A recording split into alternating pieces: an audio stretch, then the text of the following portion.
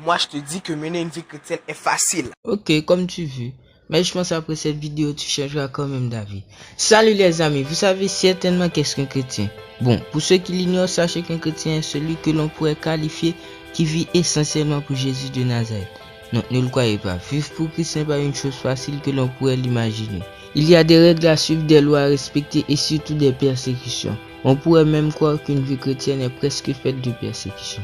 C'est pour cela que je vous demande de bien vouloir quitter le bon plancher des vaches et de partir avec nous dans l'espace de la Bible sur les traces des grandes persécutions générales des chrétiens.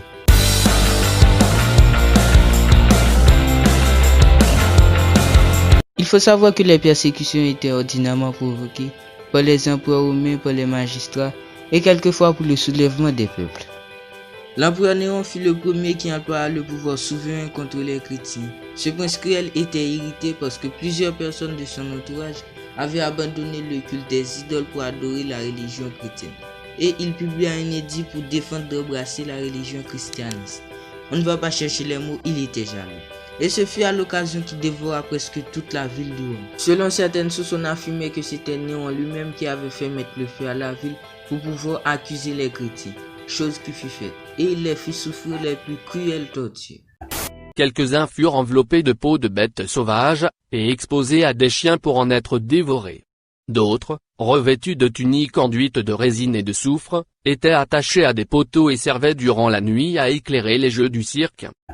Allez Douglas, un petit saut temporel pour vivre l'époque de Néron. Quoi? Après tout ce que tu as dit? Non merci, sans façon. Toi au moins t'as eu le choix, pas comme Saint-Pierre et Saint-Paul qui ont dû terminer leur vie par le martyre sous la persécution de Néron. Après la mort de Néron en 68, les chrétiens eurent quelques années de paix. Mais sous le règne de Titus Flavius Domitianus, les persécutions reprirent vie et celui-là il haïssait tellement les chrétiens au point où il n'hésitait pas à sacrifier les membres de sa propre famille pour empêcher la propagation du christianisme. C'est ainsi qu'il fit périr Flavius Clément, son neveu, et Domitia Flavia, sa nièce. C'est aussi sous son règne que l'apôtre Jean fut jeté dans une chaudière d'huile bouillante. Grâce à Dieu il sortit sain et sauf, et fut ensuite exilé dans l'île de Patmos. Ok les amis, on était dans un cas spécial. Le gars n'hésitait pas à tuer les membres de sa propre famille et il jeta un apôtre dans une chaudière d'huile bouillante.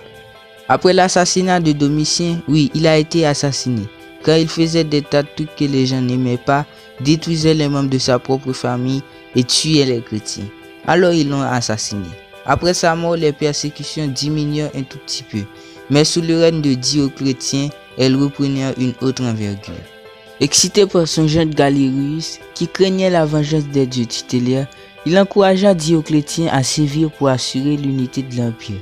Ainsi, 4 édits furent publiés contre les chrétiens. Par le premier, il ordonna de démolir les églises, de brûler les livres saints et de priver les chrétiens de leurs droits civils. Le second édit prononça l'emprisonnement des chefs de l'église. Le troisième ordonna d'employer les tortures contre les prêtres qui refuseraient de sacrifier aux idoles. Enfin un quatrième édit fit couler des flots de sang, en étendant à tous les chrétiens l'obligation de sacrifier. Croyez-moi les amis, avec ces 4 édits, il faisait passer Néron pour un enfant de cœur. A noter aussi qu'il y avait beaucoup de martyrs durant le règne de Dioclétien.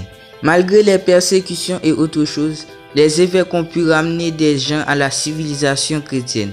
C'est ainsi que les Francs, les Visigoths, les Lombards, les Anglo-Saxons furent conquis à l'évangile. Après tout ce que je vous ai dit, souvenez-vous que ni les persécutions, ni les dominations, ni rien ne pourra nous séparer de l'amour de Dieu et surtout des projets qu'il a fondés pour nous. Qu'il vous garde et vous protège. Ciao les astres.